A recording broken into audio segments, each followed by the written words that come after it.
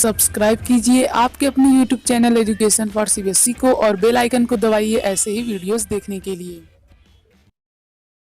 तो आ गए हैं आप तो प्यारे बच्चों, आज की इस वीडियो में हम लोग बात करने वाले हैं क्लास 10 जियोग्राफी का चैप्टर नंबर 1 जिसका नाम है रिसोर्सेज एंड डेवलपमेंट। आज की इस वीडियो में हम लोग बात करेंगे रिसोर्सेज के बारे में, रिसोर्सेज क्या होते हैं और इसी के साथ साथ हम लोग इसके क्लासिफिकेशन को देखेंगे और हम लोग ये देखेंगे कि ह्यूमंस इसके साथ कैसे इंटरेक्ट करते हैं, मतलब कि कैसे इन दोनों में इंटरेक्शन आता है। चलिए स्टार्ट करते हैं रिसोर्सेज के साथ। उससे पहले कॉपी और पेन को ले लीजिए, वीडियो को पॉज कर करके नोट करते चलिएगा। रिसोर्सेज क्या होते हैं? कोई भी ऐसी चीज़ जो हमारी नीड्स को, हमारी ज़रूरतों को पूरी करे उसे हम लोग रिसोर्स कहते हैं। लेकिन इसी के साथ साथ वो हमारी ज़रूरत पूरी कर रही है, ठीक है।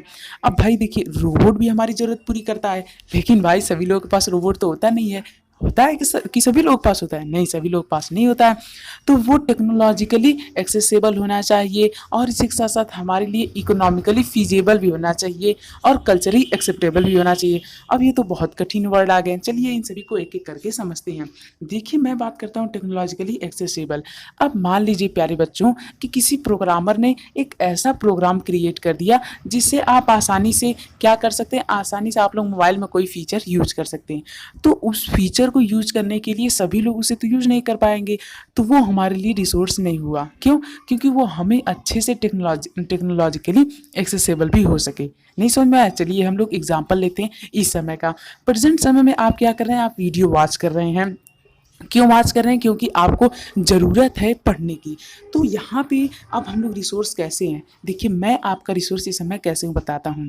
देखिए यहाँ पे इस समय मैं आपको पढ़ा रहा हूँ तो मैं आपकी नीड को सेटिस्फाई कर रहा हूँ। कौन सी नीड है आपकी? आपकी नीड ये है कि भैया मुझे कुछ पढ़ना है, कुछ मार्क्स अच्छा स्कोर करना है, ठीक है।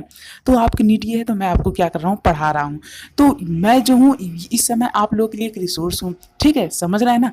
अब इसके बाद में अब ये रिसोर्स जो है ये आप लोग के लिए इकोनॉमिकली फीजेबल भी है, मतलब कि आप लोग कम से कम कॉस्ट में इंटरनेट पैक यूज करते हैं, ठीक है। जैसे कि मान लीजिए 600 से 700 में आता है आजकल, तो 3 महीने का रिचार्ज आता है। तो मान लीजिए उसे आप लोगों के मोबाइल में है एक्टिव है इस समय, तो उसकी मदद से यानी कि वो इकोनॉमिकली भी फीजेबल है, यानी कि आप लोग आसानी से उसे क्या कर सकते हैं? यूज कर सकते हैं, इंटरनेट पैक को भरवा सकते हैं, ठीक है, कम कॉस्ट में। अब इसके बाद ये हमारे लिए क्या है? कल्चरली एक्सेप्टेबल भी है, मतलब मेरा कल्चर और आपका कल्चर सेम है। क्यों? क्योंकि मैं भी इंडियन, आप भी इंडियन। आप मेरी लैंग्वेज को समझते हैं कि नहीं समझते हैं? एकदम समझते हैं। तो यानी कि जो जो मैं बोल रहा हूँ वो आप समझ रहे हैं, तो यानी कि हमारा और आपका कल्चर मैच कर रहा है और कल्चरली ये भी एक्सेप्टेबल भी है, यानी कि मैं जो बोल रहा हूँ आपको समझ में आ रहा है, तो कल्चरली एक्सेप्टेबल हो गया, यानी कि आप लोग इसे कल्चरली भी समझ सकते हैं। अब ये टेक्नोलॉजिकली एक्सेसिबल भी है, मतलब ये जो आप लोग इस समय ऑनलाइन पढ़ रहे हैं ये टेक्नोलॉजिकली एक्सेसिबल भी है। कैसे? चलिए समझते हैं। देखिए, आप क्या करते हैं? सिंपली मोबाइल लेते हैं, उसमें मोबाइल डेटा ऑन करते हैं, यूट्यूब पे जाते हैं और उसके बाद सर्च करके जो आपको देखना रहता है देख लेते हैं, ठीक। तो ये आप लोग काम कर ले रहे हैं, इसमें आपको कोई पहाड़ नहीं तोड़ना है, ठीक है, समझ में आ रहा है ना। तो ये हमारे लिए टेक्नोलॉजिकली एक्सेसिबल हुआ, यानी कि हम लोग इसे आसानी से हैंडल कर पा रहे हैं। तो टेक्नोलॉजिकली एक्सेसिबल का मतलब हुआ आसानी से हैंडल कर पाना। इकोनॉमिकली फीजेबल का मतलब हुआ कि यार थोड़ा कम कॉस्ट का रहे, जिससे कि मतलब कि एवरेज पीपल भी इसे यूज कर सके, मिडिल क्लास वाले भी। और इसी के साथ साथ ये हमारे कल्चरली एक्सेप्टेबल भी होना चाहिए। जैसे बहुत सारे धर्म ऐसे होते हैं जिनमें मतलब कि मान लीजिए कि धर्म के विरुद्ध भी कुछ रिसोर्सेस आ जाते हैं कभी कभी, तो उन्हें हटा दिया जाता है। जैसे जैसे प्यारे बच्चों, मान लीजिए कि नहीं आया था एक बार कि मान लीजिए गऊ का मांस जो होता है वो भी कई लोग बेचते हैं, तो वो कल्चरली एक्सेप्टेबल नहीं हुआ, ठीक है। और इसी के साथ साथ बहुत सारी ऐसी चीज़ें आती हैं जो कि कल्चरली एक्सेप्टेबल नहीं होती हैं, जो कि इंडियंस कभी कभी नहीं मानते हैं। जैसे चाइनीज भाई वो तो एनाकोंडा भी खाते हैं, ठीक है, मतलब कि सांप वगैरह भी खाते हैं, ठीक है। पर हमारे यहाँ इंडिया में कोई खाता है? नहीं खाता है। तो वही बात है कि जो रिसोर्स होना चाहिए वो भी ऐसा होना चाहिए जो हमारे कल्चरली भी एक्सेप्टेबल हो, हमारे कल्चर के अकॉर्डिंग ही हो। अब भैया मान लीजिए आप लोग को पढ़ना है, मैं पढ़ा रहा हूँ जापानीज़ में, आपको पढ़ना है हिंदी में, तो क्या आप लोग पढ़ पाएंगे? नहीं पढ़ पाएंगे। नहीं पढ़ पाएंगे तो आपकी नीड नहीं सेटिस्फाई होगी। यदि आपकी नीड, आपकी ज़रूरत नहीं सेटिस्फाई होगी तो वो रिसोर्सेस कदापि नहीं कहलाएगा। तो इसीलिए प्यारे बच्चों, मैं आप लोग को ये समझाना चाहता हूँ कि रिसोर्सेस कोई भी एक ऐसी चीज़ होती है जो कि हमारे नीड को सेटिस्फाई करे। समझ में आया? और इसके साथ साथ टेक्नोलॉजिकली हम लोग उसे हैंडल भी कर सके, इकोनॉमिकली थोड़ा मतलब कि उसी के हिसाब से कॉस्ट रहे। अब देखिए, रोबोट है, हमारी मुसीबत को कम कर रहा है, मतलब कि वो टेक्नोलॉजिकली एक्सेसिबल भी है, हम लोग उसे संभाल भी सकते हैं। टेक्नोलॉजिकली हम लोग उसे संभाल भी सकते हैं, मतलब उसे ऑर्डर भी दे सकते हैं, और उसी के साथ साथ वो हमारे कल्चर को भी फॉलो करता है। लेकिन इकोनॉमी को ना फॉलो करने की वजह से आज घर घर रोबोट नहीं है, घर घर रोबोट काम नहीं करते। जो भैया बहुत अमीर होते हैं वही लोग उसे खरीदते हैं। क्यों? क्योंकि वो इकोनॉमिकली फीजेबल नहीं है। सिंपल सी बात है। ठीक है, तो यही हो गया हमारा रिसोर्सेज। अब हम लोग बात करते हैं इनका इंटरेक्शन इस ट्रायंगल की मदद से। देखिए, ये ट्रायंगल हमें ये समझाना चाहता है कि यदि इन तीनों में से कोई भी ना हो तो ये मतलब पूरा एक तरह से डिसबैलेंस हो जाता है। मतलब ये तीनों लोग आपस में क्या है, बैलेंस है।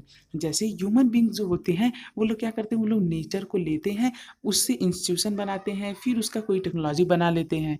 मतलब कि मान लीजिए ये कोई नेचर से, मान लीजिए इन्होंने आयरन लिया और रबर लिया और इसके साथ साथ स्टील लेते हैं।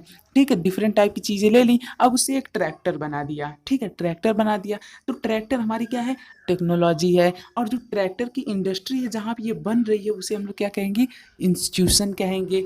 और ह्यूमन बींग्स क्या कर रहे हैं, इसे चेंज कर रहे हैं। कहाँ से पाए, नेचर से। तो यहाँ पे बात बैठी कि नहीं बैठी? अब सोचिए यदि इंस्टीट्यूशन नहीं होता तो क्या होता, तो यहाँ पे ज़्यादा से ज़्यादा उसका प्रोडक्शन नहीं हो पाता। अब सोचिए यदि टेक्नोलॉजी ना होती तब, टेक्नोलॉजी ना होती तो भैया एकदम काम है ख़त्म, मतलब बन ही नहीं रहा है कुछ, तो एकदम बात है ख़त्म। अब इसके बाद यहाँ पे सोचिए यदि नेचर में ही वो चीज़ें न रहती तब, तभी भी नहीं बन पाता। तो ओवरऑल हमने ये देखा कि जो ह्यूमन बींग्स है वो चीज़ों से इंटरेक्ट करके चीज़ों को अलग अलग चीज़ों में बदलते हैं और रिसोर्स में कन्वर्ट कर देते हैं। मतलब कि कोई भी चीज़ यदि बेकार पड़ी है तो उसे यूज़फुल बनाना है तो ह्यूमन से सीखिए। ठीक है।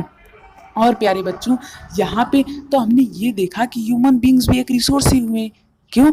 क्योंकि भैया ह्यूमन बींग्स भी तो हमारी नीड्स को सेटिस्फाई कर रहे हैं। जैसे कॉबलर, और कॉबलर हो गया, नाई, और मतलब नाई हो गया, और हमारा जो मोची हो गया। ठीक है, ये लोग क्या करते हैं, ये सभी लोग हमारी नीड्स को सेटिस्फाई करते हैं, तो ये लोग भी रिसोर्स हुए। अब आपके पापा यदि किसी इंडस्ट्री या फिर फैक्ट्री में काम करते हैं तो वो भी एक रिसोर्स हैं। क्यों? क्योंकि वो उस कंपनी वाले की मदद कर रहे हैं। ठीक है, तो उनकी नीड को सेटिस्फाई कर रहे हैं। ठीक है, तो इस तरह से प्यारे बच्चों हम लोग ये कह सकते हैं कि ह्यूमन बींग्स भी एक रिसोर्स ही होते हैं। अब प्यारे बच्चों, रिसोर्स के बारे में यदि हमें और अच्छे समझना है तो हमें उसके क्लासिफिकेशन की तरफ जोर देना पड़ेगा।